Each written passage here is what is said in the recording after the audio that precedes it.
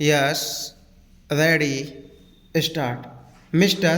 Speaker Sir, some of us who have the privilege of being in this house for the last 50 years have gone through 50 budgets.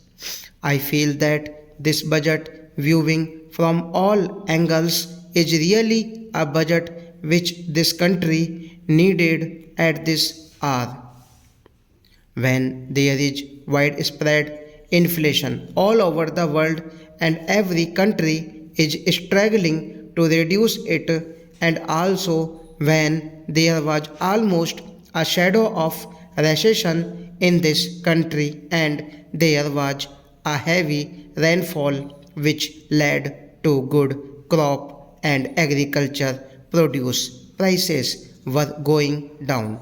At this juncture, a budget with maximum investment, minimum taxation, and less deficit as compared to the past few years is a budget that is really a powerful flip to economic growth, savings, and more investment both in industry and agriculture.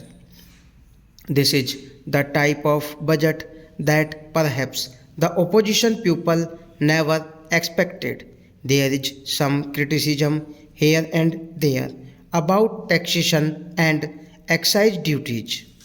As the finance minister has mentioned clearly, the reduction in excise duties in the case of a few industries is not only to help the middle class people who use TV sets, batteries, or cars, but also the industries and the employees working in those industries.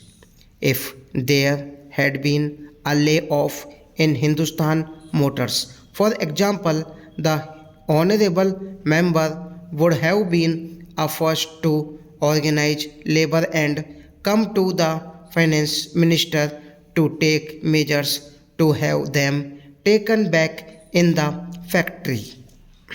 So that way the finance minister has reduced the excise duties on certain items.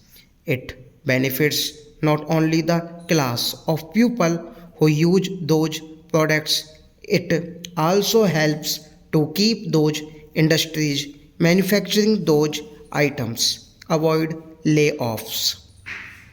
There are hundreds of thousands of industries units in this country making these things. As regards the reduction in income tax and wealth tax, it is said that it stimulates disclosures of more hidden wealth.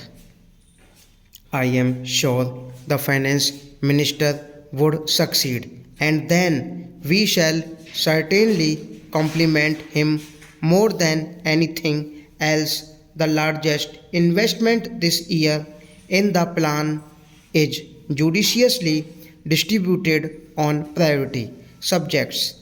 The maximum amount has perhaps gone to priority subjects like agriculture, irrigation, and power, even such subjects like social welfare, which were starved for the last 3 years, are not neglected.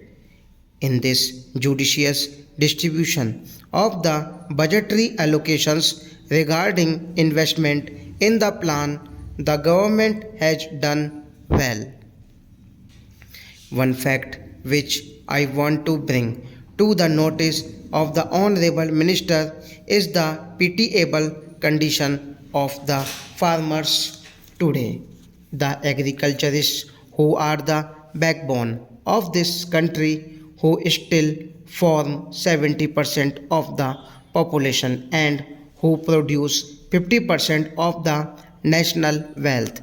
Whenever the authorities wanted to hold the price line, the victims have always been the farmers.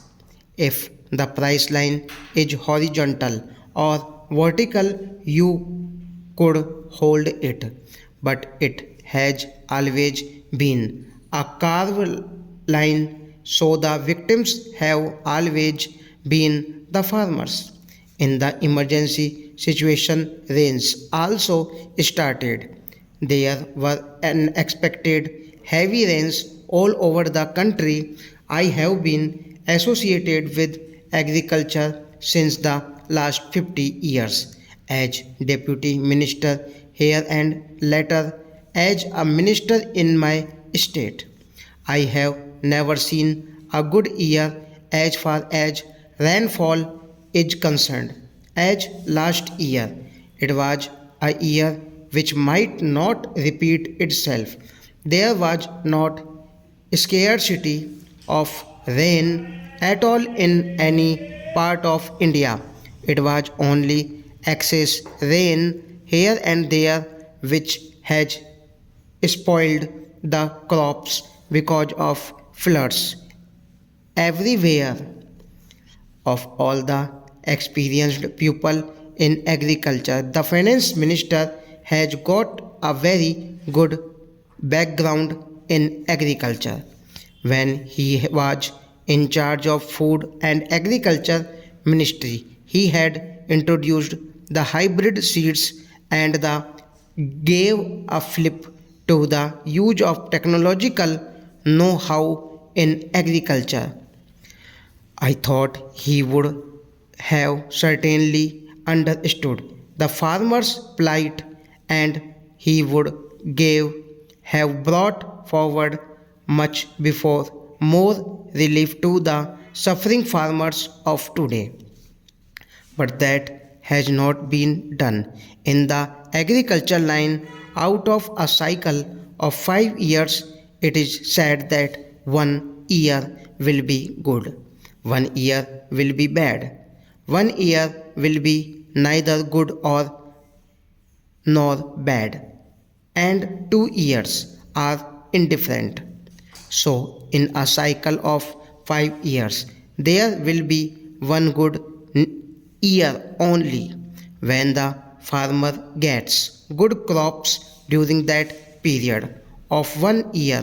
He suffers what are the prices of cotton, oil seeds, food grains, etc. today. Those were the years when the prices of these agricultural commodities had increased more than 100%. I gave you the prices of certain agricultural products that are sold today. That is the position obtaining in oil seeds and various other commercial commodities also. When the prices have come down, the farmers have no money to buy other essential commodities, and this is the state of affairs.